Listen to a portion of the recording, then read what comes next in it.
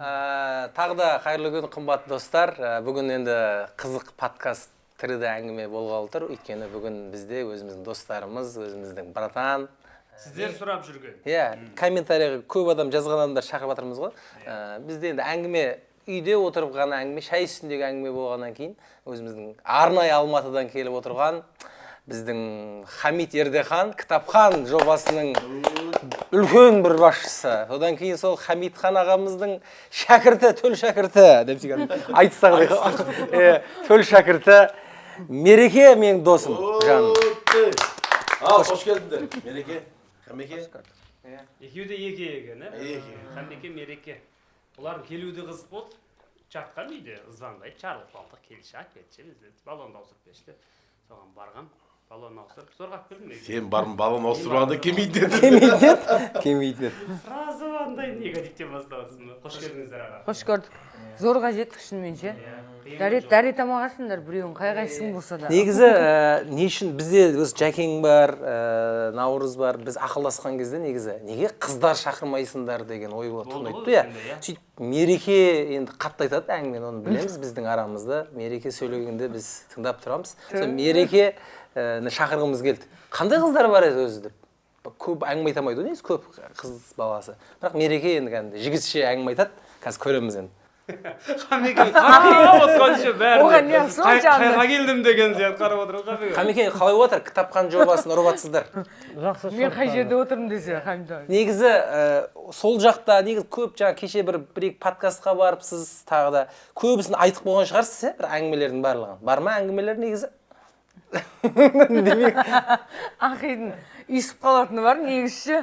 Жатырқап басында. Тұра тұрыңыздар. Біз енді бұл кісілер қыз... Сенсіз өмір мәнді мәлді сәнді емес, сен болмасаң шырқай алма нәнді деді. Жұбайлары бар, әңгімесі таусылған, ал махаббат таусылмайтын. Тылмайтын әңгіме. Айтты. Ең басты адами махаббатымыз ұштасып тұрса, әңгіме бітпейді ғой.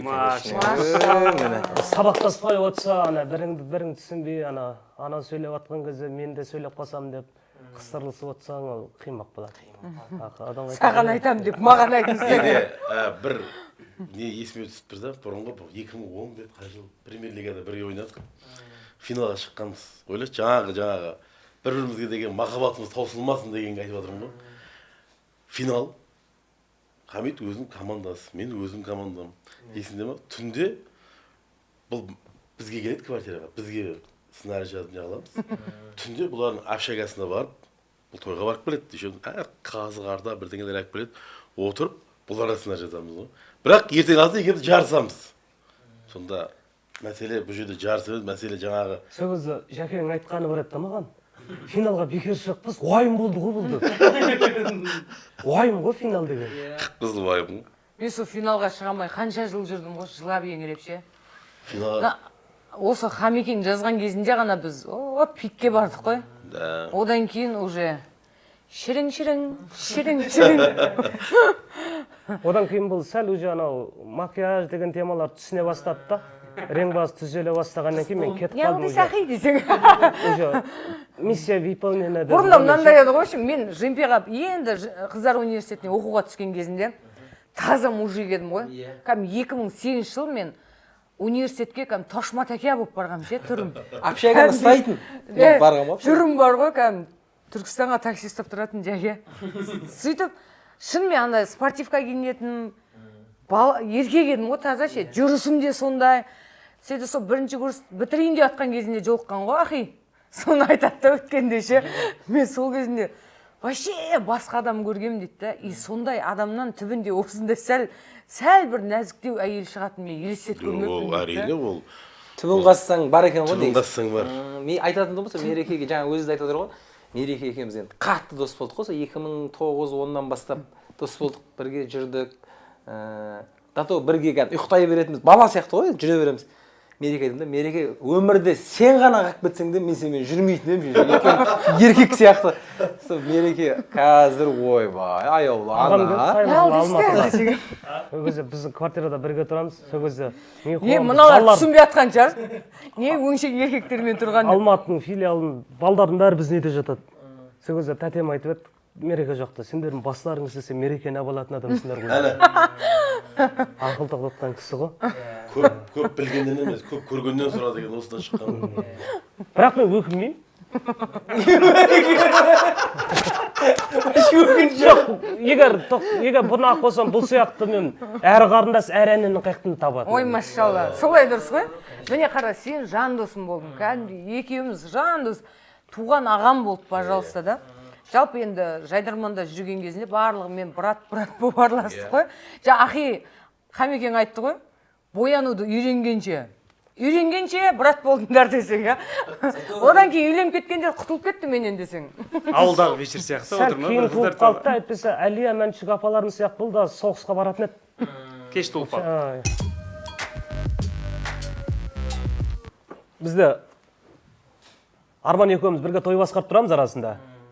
Өз екеуміздің той басқарғанбыз, өйткені амандасуымды айтып неғыпты бір едім ше. Сөйтіп Ердостың машинасымен баратын болдық.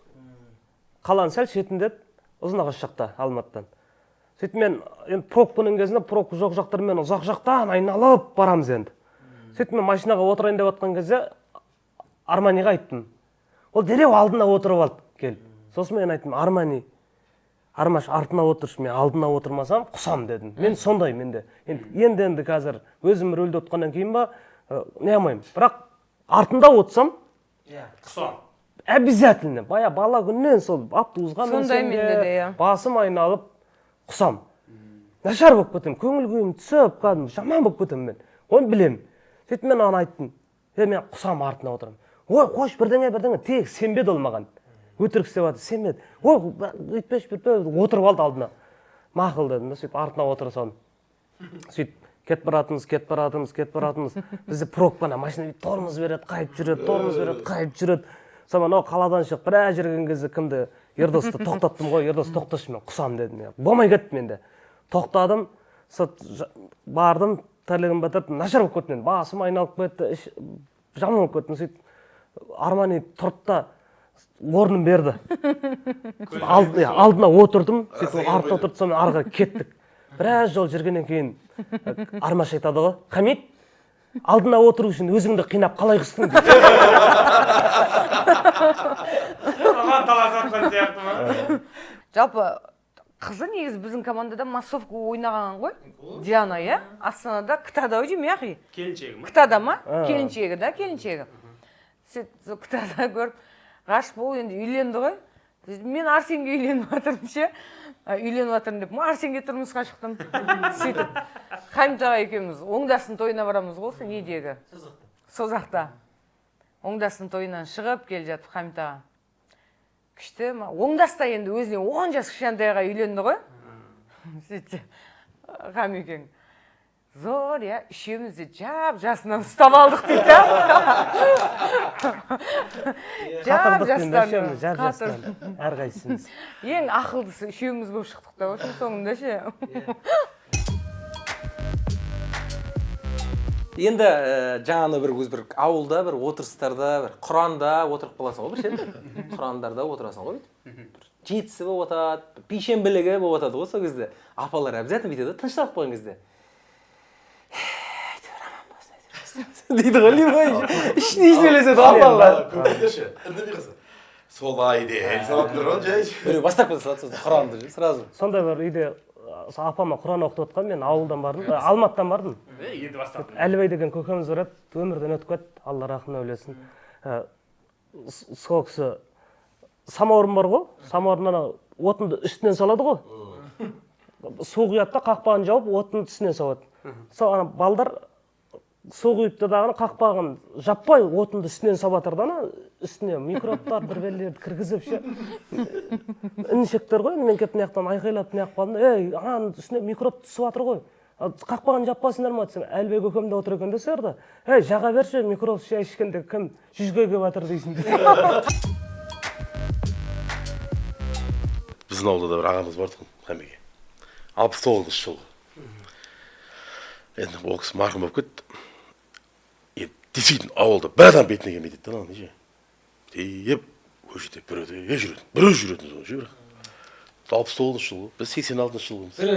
Біреу жүреді. Бір ауылда кім кездеседі, жаңа шай-пайын реттеп, жаңа ащы суын әперіп, сол кісі тиіш болсын деген сияқты. біз студентпіз ба бірдеңе ауылға барғанда бүйтіп көшеде класстармен жүре бересіз ғой түнде ауылда баратын жер жоқ басқа жоқ топырлап класс балдармен келе жатыр ана кісіні көріп қаламыз ғой қисалаңдап келе жатыр екен қызық екен да қорқамыз одан ассалаумағалейкум амандасып қай жылғысыңдар деді ғой өзі 69 86 деді шешеңіз ондайда жыл бар ма дейді ондайда жыл бар ондайда жыл бар ма дейді в общем 80 көрінбейді да оларға ше ал мысалы қазір бізге мысалы біреу 2000 десе кішкентай болып көрінеді ғой ата олар 25-ке келген тұлғалар екен ғой сөйтсем универде енді общежитияда орысша вообще қақпай барамыз ғой біз алматыға кто штодан басқа ешқандай сөз білмеймін ше жаңағыдай ғой жади екеуміз ғой тағы да общежитиядан шығып бара жатқанмын жүрісім жаңағыдай ғой мен айтып жатырмын ғой бүйтіп жүремін да спортивка киіп вообще біреуге тиіп кетіп десе бітті ары қарай төбелес қой бүйтіп жүріп келе жатқанмын сөйтсем андай красавчик Арсен сияқты кучемпе екі бала өтіп бара жатты алдымыздан өтіп бара жатты да вау мына қыздың дерзкий ай деген ғой олар негізі ше сөйтсе оны мен детский деп естігенмін ғой мал өзің детскийсің түсіндің ба анау дедім дедім енді орысша несі бар орыста оқыған ба орыс группада оқыған ба бір бәледі ғой қуасың ба ше ол саған дерзкая деп жатыр дерзкая дейді да мен ана екеумен барып ерегісіп жатырмын өзің детский түсіндің ба анау мынау екі бала біз не жаздық деп қойған шығар мақтаған сияқты андай күліп нестіп түсінбей тұрды в общем ше кейін түсінген шығар мынау ауыл екен ғой таза деп ше бізде қауыныда қалды ана бір кезде жаман хит болып кетті біз студент болып жүрген кездерде бетімізді көзімізді ғана ашып жүреміз қарайып кетпейді қарайып кетпеу керек одан бірінші қарайып кетпеу керектен басталды да ол кейін ананы қалың қылып киген сайын анау буланып ағарады екенсің ақжем болып ше ойлашы астанадан оқуға келесің да жетісайдан астанаға аппақ болып барады анау әбден білесің ғой жабық жерде тұратын заттардың қайтып ағаратынын өйстіп жүру анау екі орамал байлап алатын балдар болды орамалдың ішінде күлеңкі сап байлап тез ағарғысы келеді уақыт жоқ шырамсыздар да шырамсыз ауылға аз уақытқа келгендер сөйтіп бір бала көршіміз қауын егіп жатырмыз қауын артып жатырмыз коробкалар сөйтіп көзін ғана ашық ана қалың қылып байлап алған өйстіп ана жерде бір екі-үш орамал бар екі-үш орамал болғанда мына қалың орамалдар ғой әдемі ше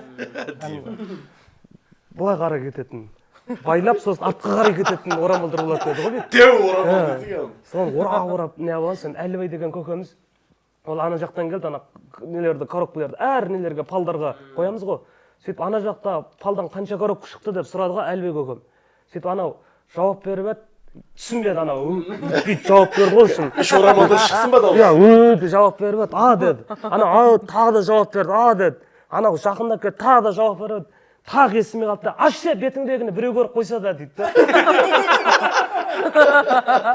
мен сияқты әдемі болсаң не істейтінің вообще ба біреу көріп қойса бір күні мен сиыр айдап бара жатсам сол әлібек көкем келе жатыр екен мылтықпен ше аяқ жақтан біз аяқ жақ дейміз ана мақтаның до конца соңғы жағын сол жаққа сиыр айдап тастаймыз қысты күндері келе жатыр екен үйрек жоқ та қолында охота не болды көке десем охота әр үйрекке 3 адамнан жүр дейді конкуренция көп аңшылар көп ол кісінің әңгімелері бар сондай бірден айтады көбейтпейді бірден үйге адам келіп қалды да мамам көрші үйде екен да біздің мамамның көрші үйлердің арасында жамылып жүреді үстіне киіп жүретін несі бар ана сұр қоңыр плашы оны Нұрсұлтанда кидім мен де кидім ана бір-екі роликтерімде де бар менің инстаграмда ше визуркапкадан да визуркапка емес плаш нерден келеді мамам сонымен барған екен есік келіп қойған екен да сөйтіп менімен асығыс шығып бара жатыр да есікте қап барады да әлібек көкем отыр екен ол да сөйтіп қалдана жабуың дейді ғой жабуың ауыл демекші қамекем ауылда қой кезек дейтін болады ғой кеше ауылда жүріп естідім да ауылда кезек бағасың ғой мысалы мына үй бағады ертесіне мына үй бағады сөйтіп бір 18 күнде келеді ғой иә сондай ғой ауылда бір дос баламыз айтты соны қой бағып шыққан ғой бірақ түнімен отырыста болған ішкен біздің ауылда білмеймін енді атпен бақпайды ешекпен бағады ғой негізі қойды ешекпен түнімен Қойға отырып ешегі жақсы ғой. иә жай артынан жүріп жатады сиыр емес қой енді сонымен қойды түнімен отырыста ішіп ертесіне бас ауырып қой бағып шыққан ғой біздің ауылда сіздердікі сияқты шөп аз ғой жусан бар алысқа кетеді ғой бір 10-15-20-30 километр жерге бағып қайттан кешке таман айдап келеді иә сол ғой Бірлігі жемесе де бой жазып қайтады. иә сол Үйде отыра бергеннен гөрі.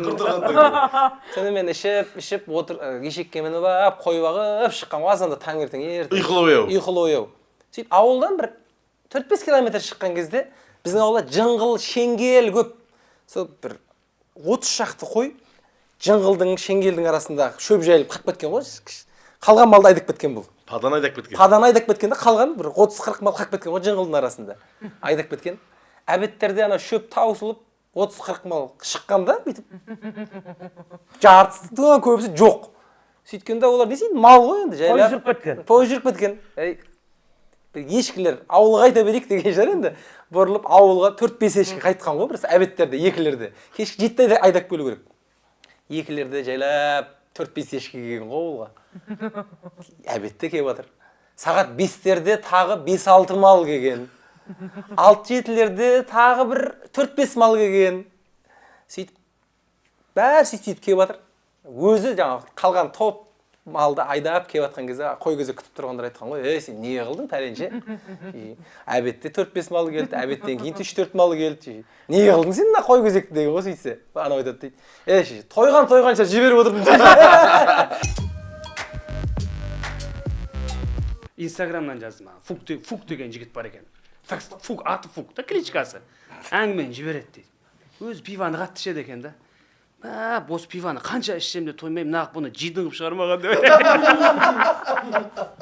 Жидың қып шығармаған деп. Бір көкем айтады дейді ғой. Бітті ме? Бітті, қысқа.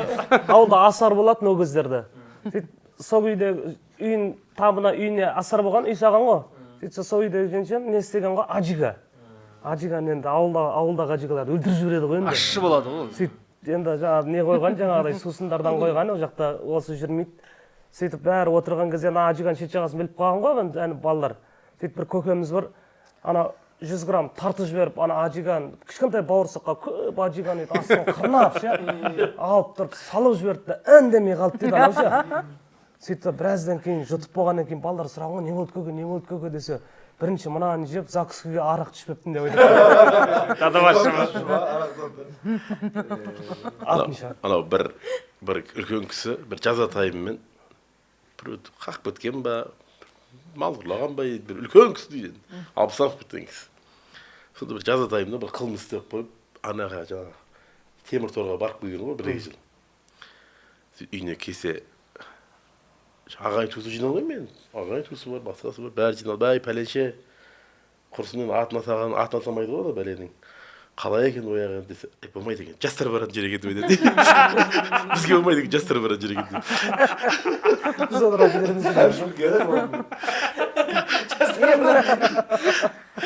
әйел жағдайын жасап қалғаннан кейін барған ауыр ғой негізі.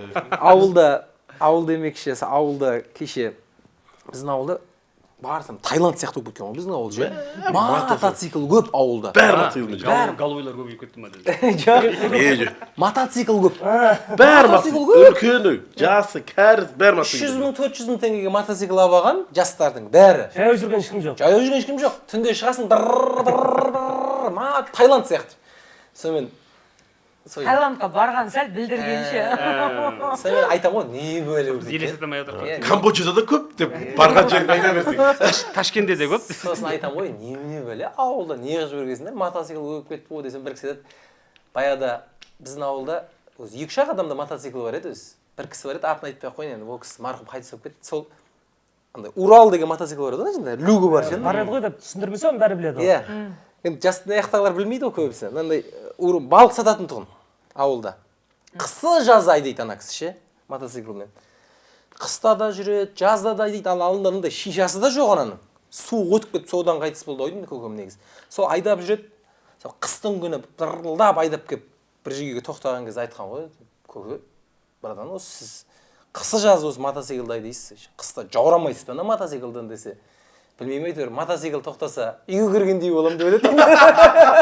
Мотоцикл тоқтаса үйге кіргендей боламын деп.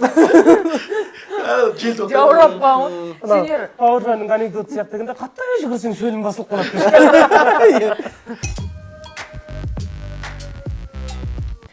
квн қыздармен бара жатырық қой, арамызда орысша Арай ғана біледі, Арай дейді. Білесің ғой? Ойбай. Сөйтіп Қостанай ма біреу таза орыстар еді, проводницалар ше. Купедеміз, сөйтіп Арайға баш сен ана не вилкағасы ғана сұрап кеш деймін, в общем. Барам, жібереміз, Арай жоқ болып кетеді, в общем. Сөйтіп мен асығыспын ғой, артынан барып, не істеп кеттің деп Арайға сөйлеп жатқанмын, сөйтіп, вам что дейді да, кім проводница ше. Девушка, вам что десе? Мы вместе деп айтам деп. Я за вами деп. Я за вами. Я за вами дедім да сөйтіп. Ош. Сөйтіп анау, деп түсінме. Жоқ іштеме. Мал мереке. Купеме ше. Ал келем да денем мұздай болып кеткен уағи. Вам что десе? Мы вместе просто деп айта дайындалып тұрмын ғой айтпесе ішімде ше. Бісетше. Я за вами деп муанаған ше. Деп екі рет қайталаған ше. Астанада. Мен басқа нәрсе күліп жібердім, жаңа сен соған күліп жібердім деп содан кейін екі рет қайталап жібердім ғой. Бірінші курста охранник болып істедім мен ше. Өзіміз тұратын квартираның қасында. Үлкен сол Астананың местный бір кісі біздің старший еді. Бір күні келсем жұмыста бір өзі отыр екен. Сөйтем ассалаумағалейкум деп амандасуға зор ананы түрі ше.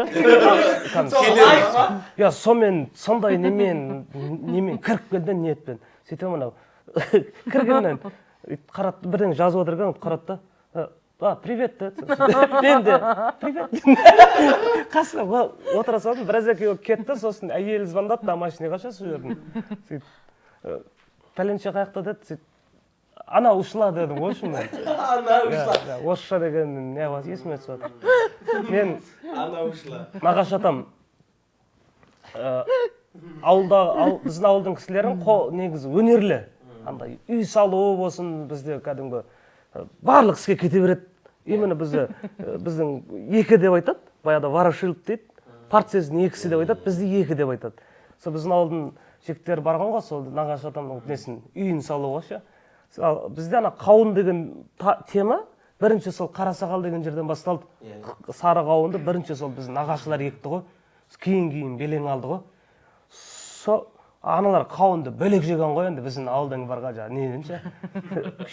Қатты жеген ғой, енді нағашы атама ұнамаған ғой. Бірінші күндері не алмай жүрген, айтпай жүрген кейін бір отырғанда ұрысқан ғой, сендер немене біле қауын жегендерің, сендердің жеген қауындарың қабығына біздің сиырлар көпті өліп жатыр ғой. Одан қатты жеген ба? Анау қауынның несін подкүленке кеді ғой. Ұзын арықтың ішіне күленкіні бір 15 метрдей жеткізбей қырқат.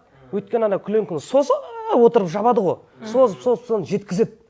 Сон анау мен Дүйсаған деген тағам бар, қайтыс болып кетті. Ол кісінің жаржақтығы, ол кісінің жаңағыдай біреудің жаңағыдай қытығына тиіп құйтырқы сөйлейтіндері ол барша менің бойымда да. Жасыратын ештеңесі жоқ. Нағашыдан келеді ғой, туған нағашым. Сол мен класстасым Мұғаш. Ол кезде кішкентаймыз. 7-ші класс оқимыз ба екен, 8 оқимыз ба екен ше. Сөйтіп ана нені жаңа ертерек кесіп қоямыз. Есеппен көз мөлшер ғой.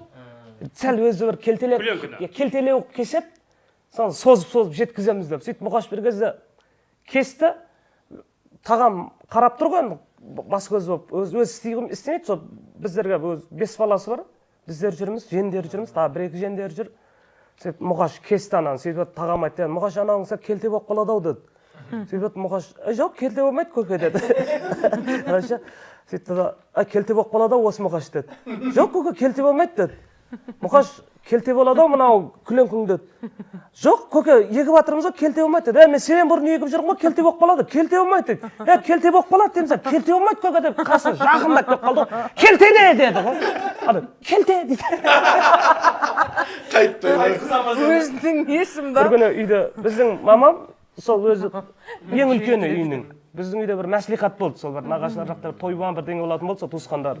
сөйтіп бәрі әйтеуір мәслихаттан тарап кетіп бара жатқан кезде мамам айтты енді болды қылмай қолға қарға түскен кезде ертерек іске кірісу керек деп сөйтсе Исағанды ағам айтады онда қарғаның іш ауырғаннан бастап жинала береді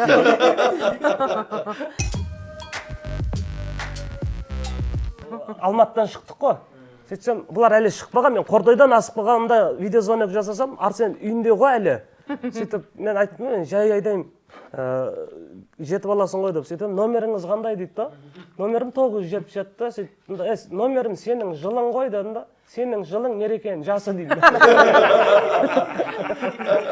97-ші. В общем, мен руым көтен ғой мен. Көтен дейтін білетін шығарсың? Иә, ру көтен. Әсіресе Түркістан жақта бар ғой. Қоңыраттан шыққан. Қоңыраттың ішінде Құрбан ата дейтін бар. Құрбан атадан сондай көтен, тіни, сасық, киікші. Көбен барады білесің ба? Братья. Ана руың нетсе көтенсе оның ішінде ше дейтін ше. Көтен ішінде жоқ уже менде десең, иә. Енді бір күні бір жігітпен келсем, ана бізде 20 адам. Оның ішінде ғой негізі. Айта бер. Жоқ уже дейді да. Жоқ, 20-дан асса бітті, жігіт іздейді ғой бізге ше. Сөйтіп бір білмеймін, бір әпшем бір жігіт тапқан, сонымен кездесші деп қоймады ше. Тоқыған, көзі ашық, көкірегі бірақ білмеймін. Ояу емес ау әлі. Сен де бар ессің ол кезде. Ұйықтап жатыр ол. Жоқ, ол кезде түрім жайменен қайтып атты ше. Сәл қарап атқан кезім өзіме. Тырналып жатыр. Иә. Сөйтіп бір жігітпен кездестім. Барсам кәдімгі шынымен да ана батамдау сәл ше. Сөйтіп танысып жатыр. Руың не деді? Сөйтіп көтен дедім. Мен андай да бүйтіп Құрбан ата деп отпаймын. Не ол деп надрел шығарады. Қоңырат десең ішіндегі не дейді? Құрбан ата оның ішінде ше деп отпайсың ғой. Бірден көтен ба көтен? Ол үшін ұялмаған да. Иә, ол да кәдімгі батыр болған деп қоясың ғой, короче. Біз ана балдармен айтып жіберіңдер реклама сияқты айтасың. Давай. Бәндегі ішіне дегенде ше. Балдармен қазіргі күнге дейін ше танысып қаласың ғой, қаяқтансың дейді. Недемін ғой, Шымкенттемін деймін. Өзінен ба дейді, Жетісайдан деймін. Өзінен ба дейді, партиясынесің. Өзінен ба дейді, қазір барасың ба брат деймін. Алда жылда баратын болсаң, ол амалын жасаймыз ғой деп атын да. Дәл сондай ғой. Соған жыным келеді да, меніңше анам оның ішінде. Содан бірден көтен деймін өшім. Сіз ана болған нелсің көтен түрі бұзылып кетші анан, түрін жинап алды да, ұялмайсың ба дейді да маған. В смысле ұялмайсың ба дейді да? Руым көтен деймін. Ұятсыз екесің ғой, таза дейді да. Жынды ма? Руым көтен мен, оның несіне ұялым керек? Көтен деген адамның аты ол баше. Көті бар ол батыр болған сондай. Ұятсыз екесің ғой, сен сияқты қыздар ғой осы құртатын. Тәрбиесі екесің баше анауына. Бір кезде малсың ба дедім анаған. Ең танысып отқан адам ғой. Көргеніме 5 минут болған жоқ. Соған тиюге еще ниеттеніп мен жіберген әпшемді қарғаймын мен десең, иә. Сонымен ұялмайсың ба, көргенсіз, тәрбиесі біраз кетті. Малсың ба, мен руым көтен деймін да. Мен не үшін ұялым дейді. Сөйтсем бүйтеді, соның өзін сәл мәдениеттілеу қылып айтсаң болмай ма дейді. Көтен шықты. Сонда мен қалай мәдениетті, сонда мен жоғарынша қалай айтуым керек деймін да. Сөйтсем сәл ана жақтан демейсің ба дейді да, қалай ол деп. Арт жақтан біз демейсің ба дейді да. Сонда сен мен руымды сұрайсың, руың не деші маған? Айтсың. Руың не? Арт жақтан ғой дейсің. Абы дейсің ғой. Ол қай жақ дейсің ғой, кетесің ғой. Сондайдан болса арт жақтан деп. Мал дедім, в общем. Арт жақтан дейтін, деп айтатын қыз тауып аш сен дедім да, в общем. Өткенде айтпақшы, мынандай қызық болды. Ернар бар ғой. Айдар? Атыраудағы ше. Осы кешеміз алдыңын тойда болдым да, Атырауда. Баталок ше. Атырауда тойда болдым да. Сөйтіп, енді оны Ернар айтса вообще қызық болар ма еді, енді өзің айтқанды өзің айту бір түрлі ғой енді ыңғайсыздан. Жоқ, біз жыртылып қалдық негізі. Тойдан шықтым, 2:30-да бітті ше, Атыраудағы той өзі 10-да басталды. Сөйтіп, ана жерде шыққаннан кейін айтып атында, адамдардың ерінбей сөйлейді екен адамдар ше. Ерінбей сөйлейді екен, одан кейін андай Ернарға айтып атында, тілектер қалай бар, тілектер анандай. Барлық адам бірінші рет өзі айтып атқан адам сияқты айтып атыр деймін да, айтпасаңыз бәрі сол тілекті айтып атыр. Өз шығарғандай. 2:30-да шықтық та, сөйтіп Ернар алып кетті. Дос балдасын үйіне бардық, жерге отырып әңгімелесіп, сонымен сағат 5:30-6-ларда самолетім 1-де 11:30 қарашет жасадым да, 5 сағат ұйықтап алсам мұртымды балта шаппайды ғой деп. Әңгімелесіп болғаннан кейін сөйтіп жататын бөлмесіне өзім кірдім да, бардым да, сөйтіп аппаратын шешіп, өшіріп, несіне салып, әдемі болып томпиып зор ұйықтаймын мен. Кетіп бара жатқанмын ғой ұйықтап уже. Сөйтіп бір кезде Ернар келді. Мынандай жерден тұрып сөйлеп бірдеңе. Ау дедім, естімедім. Ол ақиқат, ол естімейтін ше. Бірдеңе деді, естімедім, сонымен жақындатып, мынаған дейін келді ғой, мен тұрдым орнымнан ше, не дейсің деп. Ол жақындады, құлағым қасына келді. Брат дейді, құлағын жақында. Өз үйіңдегідей сезінесің ғой дейді. Шынымен айтып тұрған, әзілдеп тұрған, шынымен ше, брат, өз үйіңдегідей сезініп, беймарал деді да, сөйтіп шығып кетті да. Шығып бара жатқан кезде мен жатып атып айттым да, сөйтіп жатыр едім ғой біледі.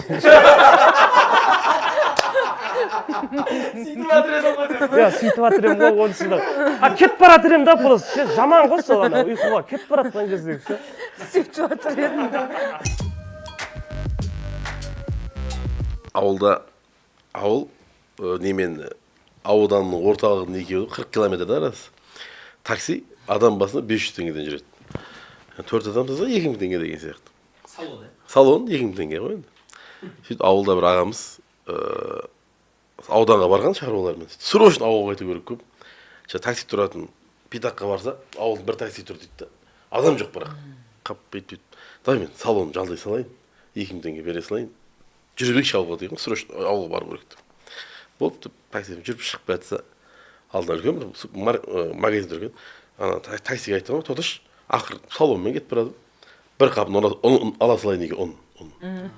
Болды, барып бір қабын машина артына сап, үйіне барып түсіп, 2000 теңге берген ғой. Сөйтсе таксист, тағы 500 бересің деген ғой. Ұнға. Не үшін беремін? Ұн арттың. Мен қосым такси салон жалдап келатыр ғой, 2000 теңге мен өзім білетін шығар. Ұн салам ба, пияз салам ба, неріп өткен ғой. Жоқ, 500 теңге бер деген ғой. Жоқ, қызысың ғой, мен салон жалдап келдім. Жоқ, 500 теңге бер деген. Қатып қалған дейді да. Сөйтті жауап ағамыз. Күйеуін сендер деп қалтасына ақша батыр дейді, 500 теңге дәлші. Бір күн үйден қалың киім шықсақ, 2 адам ақшадан алып жатыр дейді. Баяғыда ана студент кезде Сайраннан автобуспен қайтамыз ғой. Сол кезде мен арт жақта отырмын. Сөйтіп бір көке кірді да сөйтіп. Сөйтіп ана бағасын сұрап жатыр ғой. Сөйтіп ана бағасын әртүрлі ғой ше. Сөйтіп көкеге таныстырып жатыр да бағасы. Алды 4000, ортасы 3,5, арт жағы 3000, ең соңғысы 2000 десе. Не, алдыңғы жағы ерте барам алып жетсе алдыңғы. Ауылда Нұрым екеумізден білесіздер ғой енді, туған бауырымыз. Үйде Ерік деген ағамыз бар, 79 жылы. Азанда үйдің жанында бірдеңе бар тұғын, склад ба бірдеңе. Соны бұзылып қалғанда енді. Соны ана кесегінен, даладақ кеткен кесегін бұзып, ана үй жаққа жинауымыз керек. Кейін бастырма бірдеңе саламыз deyip жатыр ғой үйдегілер. Үйде бәріміз 5 бала тамақ жеп отырық қой, жаңағы таңғы ас ішіп отырық қой. Ерік деген ағамыз деді ғой. Жақсылап шайларын ішіп алыңдар. Ана нені бұзамыз қазір кесекті. Бір дем алмайсыңдар. Бұзып дағаза кесегін тасып болғанша дем алмайсыңдар. Қалай дем алмай қалай істейміз дейсіз ғой. Сендер дем алатын кездері дейді, кесекті апарып тастап, бүйтіп қайтып сол кесекке баратқан сол дем алған сендерге. Жолда ма? Жолда. ДТВ-да. Ауылда бітті ме? Ауылда бітпей бастап кететін бар да мен кейде. Ауылда фундаментті биік қып үй салу мода болып кетті қай бір жылдары. Фундаментті кімнің үйінің фундаменті. Мына жерге дейін деп па? Биік қып. Өз ауылда бір кісілер бар, бойлары кішкентай. Өз 2 ауыл, 3 ауыл бойынша сол бойлары кішкентай. Үйшіменше келіншегінде бой кішкентай, балдарында бой кішкентай. Андай кәрілік емес, бірақ бойлары кішкентай, жаратылысы сонда бойлары кішкентай. Олар ауылдағы ең биік фундамент солар салды ғой, ең биік. Анандай кәдімгі, біздер де көрдік, сиыр бағып жүріп, өтіп бара жатып, ана сыртынан қарап ше. Сөйтсе, ауылның адамдары енді күніге кешке қарай келіп көреді ғой, тамсап жатқан жерге бәрі келіп, бүйтіп қарап, жаңағы фундаментін көріп, соның үстінде жүріп барады. Бір көкеміз айтады дейді да маған. Мынан енді жаба салмайсыз ба көке? Ана көке жақтырмай қалған ғой, ондай түсінбейді да, әзіл строгий кісі өзіне. Есарда, дос бар да ауылда. Біз шабық шабамыз ғой бақта. Шабық шауып, басқа жетеміз, 2 басқа ұзақ бір 2 километрдей жер енді анау. мына бас ана бас бір жепкен барамыз, қалың болса сирек болса 2 жепкен барып қайтып келіп бір демалып алып жақтан велосипедпен келе жатыр екен тәтем дос. Сөйтіп екеуі амандасып әңгімелесіп жатыр. Ана кімнің пәленшенің достары үйленіп жатыр екен. Пәленшенің беташарына барасың ба? Ол 3-ші ме әйеліне батыр. Тәтем сұрады. Кім анау аттарын айтпай қойып, пәленшенің беташарына барасың ба деді. Ол мен барамаймын ау. Қашанға деп жатыр? Қазір түске деп жатыр ғой. Білмеймін мен, барамаймын ау. Келесіне барамыз да үйленбей жүрген пәленше бар. Келесіне барамыз. Ана ауылда мен кішкентай кезімде енді үйдің үлкені болғаннан кейін жаман андай пысық боласың ғой. Ауылда әсіресе біз жақтан Жетісай жақта қара жұмыс қой. Ояқта Ол жақта пысық болудан басқа вариант жоқ десең. Жоқ, вообще выживание. Еркек әйел болып бөлінбейді жұмыстар ше. Әйелдікін еркек те, еркектікін әйел істеп жүре береді ше. Сөйтіп өзім мынандай ақпын. 7 жаспын ба, 8 жаспын ба, мынандай шелектер болатын еді, 10 литрлік ше. Соны ана үйден бір 3-4 көше ана жақта тасимыз ғой енді. Бізде арба да жоқ, фляг көтеретін кездер ғой. Сөйтіп 2 шелекті көтеріп келе жатырмын. Өзім кішкентаймын ғой, равновесие зор қастап келе жатырмын ше. Бірақ біліп тұрмын қазір, бір нәрсені сезіп тұрмын да бірдеме болатын ше. Түр бермей көтеріп келе жатырмын. Тамырым шығып кеткен ше мойнымда. Сөйтіп шыдайын алдымда бір 3-4 ағаларым өтіп бара жатыр енді, ана көшенің басында тұратын ше. Сөйтіп Микош көмек керек па деді. Жоқ тәте, нормально деп кетіп бара жатыр. Солар бетіп параллельно қасыма жеткен кезінде бетпен. Қол тірелмейді. Кәм тура бетпен бет түсем ғой. Білейін, ауырып жатыр негізі да.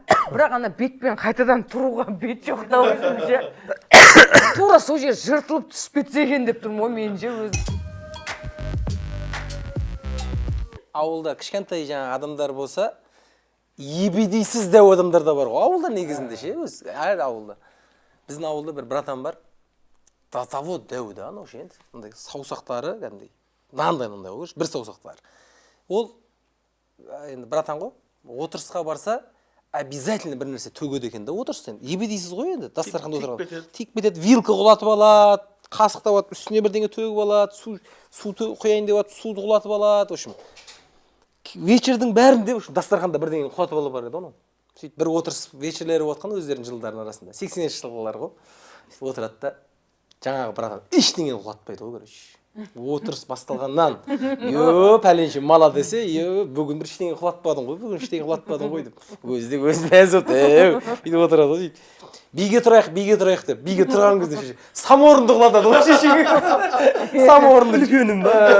Саморынды құлатады ғой. Ташкенбай деген братан бар да, сондай бір көкеміз бар. Соны анау шалбар киіп, ремен таққанын айтып жатыр да ол. Жұрттар сияқты ешқашанда өзінің қалауымен бір етіп тесікке орнатып, бүйтіп салған емес ол ременді дейді да. Бүйтіп қарыннан көрінбейді оның ремен дейді. Бүйтіп тұрады да, әйтеуір тура келіп қана пақ еткізеді. Тесік таппайды. Менің естіген вариантым да, мешітке алғашында пәленбай жыл болды ғой. Бір 2 кісі имам болуға таласып қалғанда, мына кісі өтіп кеткен да, сөйтіп жұма намазға барамыз ғой мешітке. Адам азақ барады, 2-ақ қатар отырып қой. Сөйтіп жүрген ақсақал, жаңағы ислам діні деген деп уағыз бастады ғой. Ал жаңағы конкуренция болған кісі тур алдында отыр, қарама-қарсы бірінші рет та ортасында отыр. Сын көзбен қарап не айтады деген сияқты.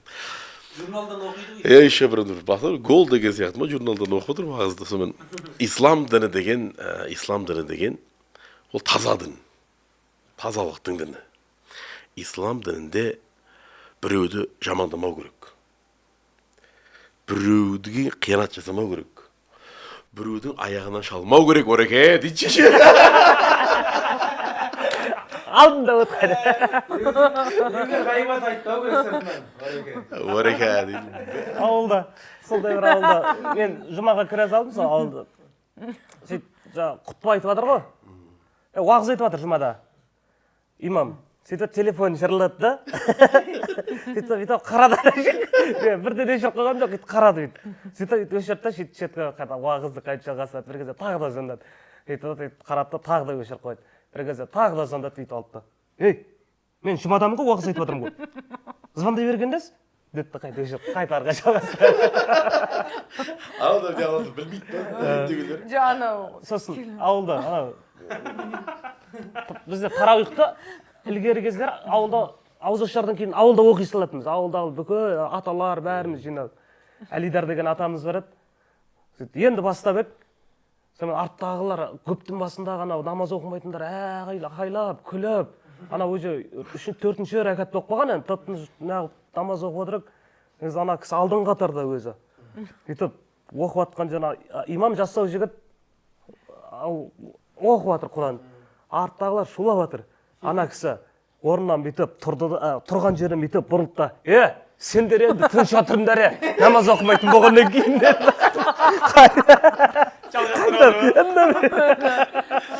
Намаз, өздерің намаз оқымайтын болғаннан кейін тыныш тұрыңдар еді.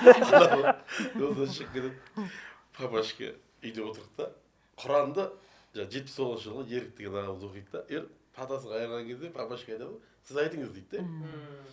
Бір күні папаша деген баяғыдан кәдімгі өмір бақи билетті завуч болған сондай кісі ғой. Жаңағы егер Құран оқып патасынан папашка бүйтіп жібереді ғой. Өзінің әке шешесін айтты деді, жаңағы мамамыздың жақтан біреуді айтқысы келді, қай жер жағына ше. Розара кімнің аты кім еді екен? Әкімбей қыз сұрайсағаны ше екен. Өзі мамашы деп айта салмайды да. Қайсы анау ше деп екеуі кәдімгі жарты сағат. Ұзақ сөйлесе ма? Ұзақ.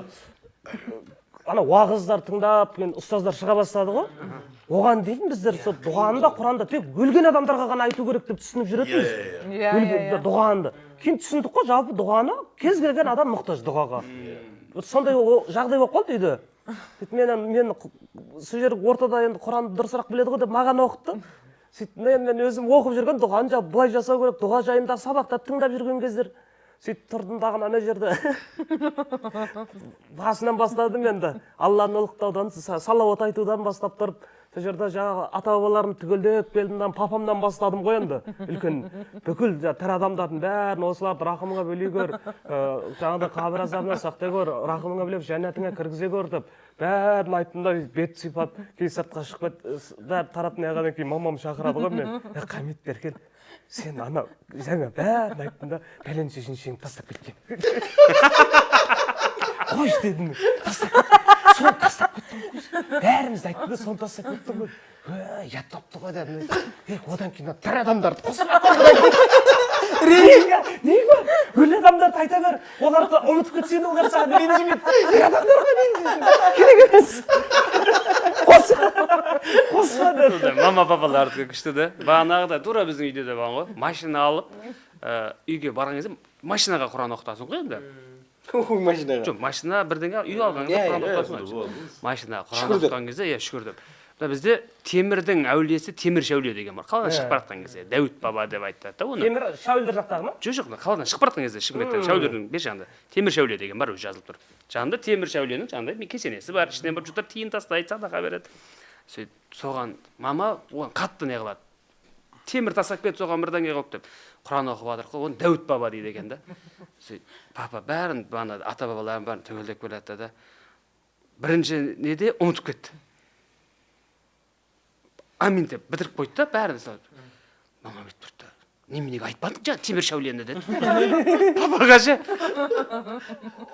Ой, шешең сізге нестен шығып кетті ғой деді мамасы. Сөйтіп еді. Соған бала оқытып жатқан жоқпыз ба Құранды дедім. Екеуі ұрысып қалды жаңағы. Бәрі оқып. Ананы айтпағанына. Сөйтті да. Ей, шешең кетпей одан да қайтадан оқимыз. Сөйтті да қайтадан Құран басталды ғой. Бәрі деп отырып қойды. Сөйтіп ата-бабаларын айтып келді да. Негізі Дәуіт баба. Темір Шәуле деген несі әшейін. Сөйтті да бәрін айтып келді. Темір аты кім еді ананың дейді мамаға жаманады ше. Бағанағыңның аты кім еді дейді. Соғалақ керек, бабаға керек. Бағанағың аты кім еді. Темір Шәуле, Дәуіт баба деді. Дәуіт бабаның арбаға разы болсын бір бөле баламды көлігін аман сақтап жетіп туға бітіп не қылды ғой қайырды ғой. Бурабайда әзіл фестивалдығы барады. Сол жерде өнер қандарын балдары бар, Қуатжан бар, тамаша тарландар болып жүрген кездер. Сөйтіп әңгімелесіп отырдық. Әдем көлдің жағасында отырмыз, кешкі салқынмен. Жанболат бар. Сөйтіп құлағым туралы әңгіме болып кетті менің. Естігі туралы сонымен Ташкентке барып емделу керек қой деп, жаңағы кімдер Сырымбет, кімдерді қозғап қалды. Мен өзім де сол Ташкентке барып көрсем ба деп жатырмын. Мен Қазақстан бір жерлерін көрдім деп, не қылдым да сөйтсем, сәл паузадан кейін Жанболат айтады, Ташкентке барып емделіп келгеннен кейін бәрін өзбекше еститін болып қалса дейді. Папа маманың ұрысы күшті ғой негізі. Кішкентай кезде қорқытып қой. Қазір енді бейді ұрыспайды ғой, бірақ мама постоянно андай тұрады. Ей, қойшай, үрденге. Екеуі ұрысқандары қызық. Папа мамалар ұрысатын жер сіздерді деп. Сөйтіп бір жолы. Сарыағаштағы медресені екісіні аралатып, өзім арада бет ашар істеп, аналар дем алдырып, қайтар кезде қайыққа мінгізіп күшті серуендедік. Қайтып келеді де Сарыағаштың бер жағында қауындарып сататын жер бар ғой. Сол жерден шырша алып алдық. Есік алға өсіп тұр ғой көшеде. 4 шырша алып алдық. Бұны қайтып егемін деп егесінен сұраған ем, астына бидай саласың деді. Шырша еккенде астына бидай салады. Болды деп 4 шыршаны алып алдық. Қалаға келеді, қалада келгенше бидай жоқ, критерингтен алмақшы болдым.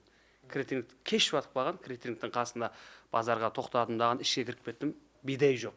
Громовамен, немен Гагаринмен кете берсең, ол Бекжан жақта сатады деді. Сөйттім да, мама келатқан кезде, мен алдын отырайшы, Наукештаймен сөйлесіп барам деп, жаңағы Наукештай дейді. Мен папа артында отыр, мобилы көріп, брачка екеуін. Сөйтті дағаны кіріп кеткем, қайтып шықтым да, мама отыр телефонмен сөйлесіп, жоқ екен бұл жақтан алу керек болды дедім да. Кетіп барады, әңгіме жіберіп кетіп барады. Бекжан базарға жақындаған кезде телефоным жырлайды. Қарасам, папа звондап отыр. Неменеге звондап жатыр? Ал десем, артта жоқ қой папа. Критерингте түсіп қалған. Тәтемген, тәте дейміз де папаны. Тәтемген деймін мамаға. Өлі білмеймін.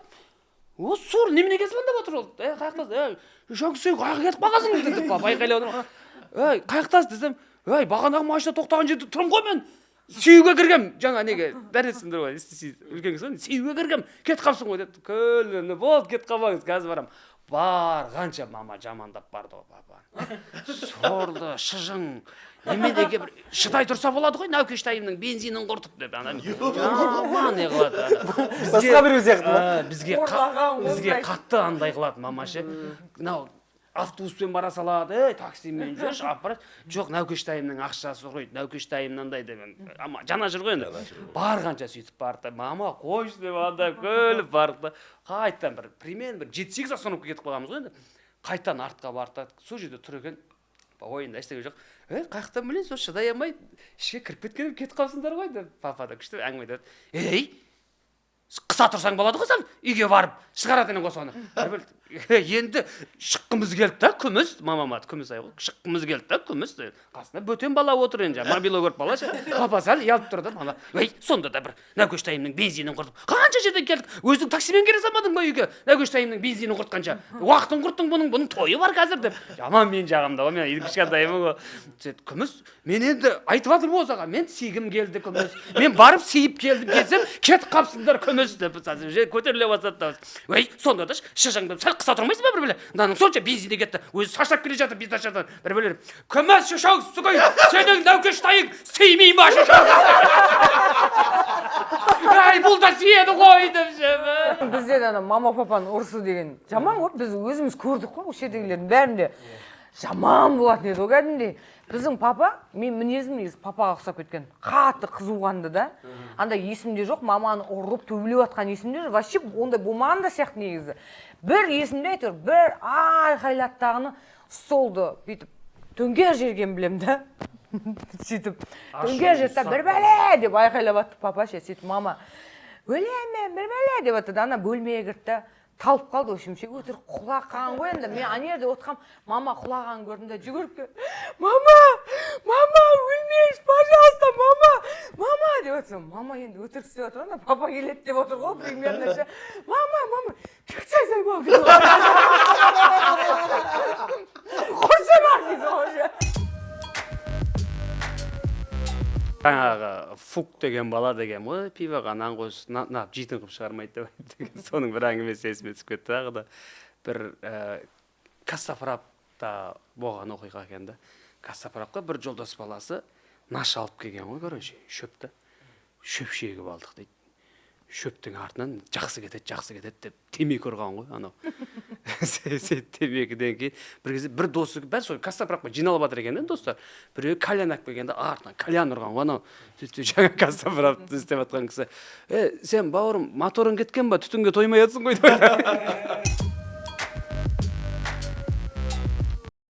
жалпы иә өте күшті әңгіме болды деп ойлаймын негізінде біз бұл көбісі енді осы жерде сұрап жатады неге өздерің жаңа айтпайсыңдар мынау лишний иә мынау мынандай деп бұл жерде біз бір әзіл күтпеңіздер бұл жерден бір обязательно күлдіргі әңгіме болу керек деген шарт емес бұл сондай ма еді иә жалпы сондай иә жалпы анау ғой мысалы қара кітап бол қағаз бетіне түсірілген осындай оқиғалар иә мысалы әрқайсымыз айтқан әңгімелердің бәрін сөйтіп жаза беретін болсаң ол бір әңгіме бір повесть солай шығады оған айтпайсың ғой сен мына ішінде күлкі жоқ деп ше иә сол сияқты нәрсе сол сияқты бізден бір қатты үйтіп нәрсе күтпеңіздер бұл 3D әңгіме ғой әңгімелер бұл жерде анекдот емес бір шығып отырып біреудің ойдан шығарған әңгімелер емес барлығының басынан өткен оқиғалар сондықтан барынша 3D қылып айтылып жатыр иә 3D бірден оқымаған шығар әйтеуір